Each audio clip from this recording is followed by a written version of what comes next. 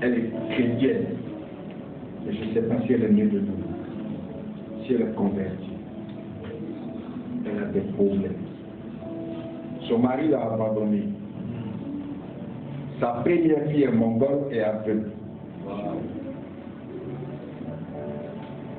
Et elle traîne son enfant partout. Elle traîne son enfant partout. Elle est malade. Elle crie à Dieu. Il y a des miracles qui nous accompagneront lorsque nous allons prier pour ces cas. Je l'ai connu par le biais d'un ami. Et depuis lors, on communique. Elle me dit, pasteur, viens à Msoko. Je dis, toi, viens à Piquet. Mais j'ai pris pour elle au téléphone. Et Dieu agit. Amen. Parce que j'ai cela dans mon cœur. Je veux qu'elle m'a expliqué son cas. J'ai eu mal. Et je suis avec compassion des âmes. Il guérissait les malades. Il ouvrait les yeux des aveugles. Il faisait marcher les paralytiques. Et tenez-vous bien, il les nourrissait.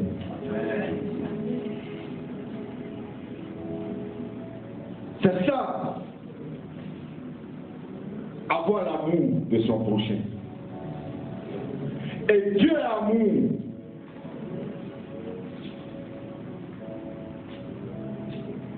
Dieu est amour. Si tu n'as pas l'amour, tu n'as pas la compassion des âmes, tu ne pourras pas véritablement évangéliser pour amener ces âmes là où il faut. Il faut avoir l'amour de son prochain pour le faire.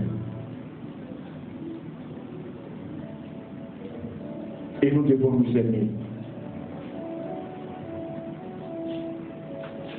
Quand nous serons à la maison, nous allons lire Galates 5, verset 22.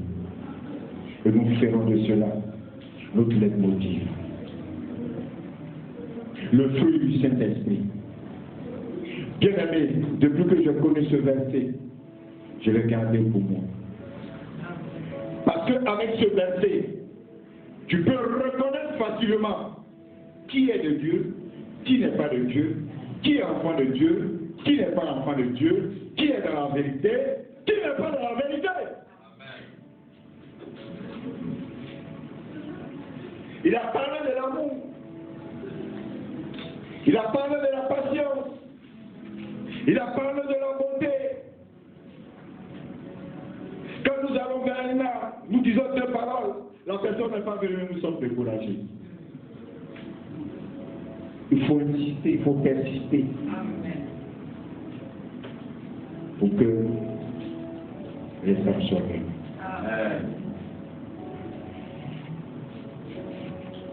Ce que je voulais encore dire, c'est que déjà dans nos foyers,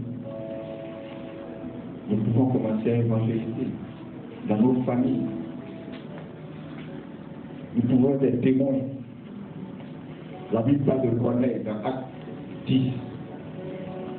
Il invitait ses parents et les gens priaient, parlaient de Dieu là-bas. Corneille, la Bible dit qu'il était un païen, mais il aimait les choses de Dieu. Il priait, il faisait le monde, faisait les offrandes. Et un jour, Dieu s'est souvenu de lui. Dieu a envoyé un ange lui parler en son nom.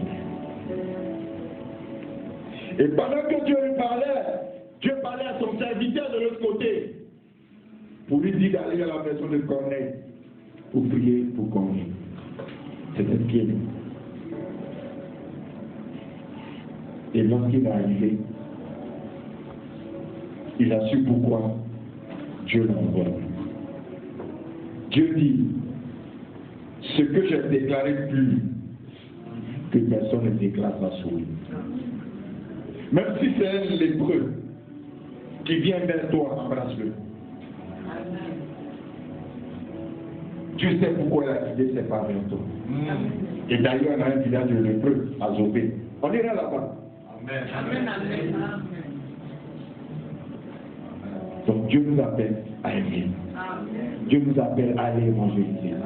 Dieu nous appelle à aller faire croître la moisson. Et pour terminer, je dirais que nous, si nous savons ces choses, nous sommes heureux, pourvu que nous l'appliquions. Que Dieu nous bénisse. Amen.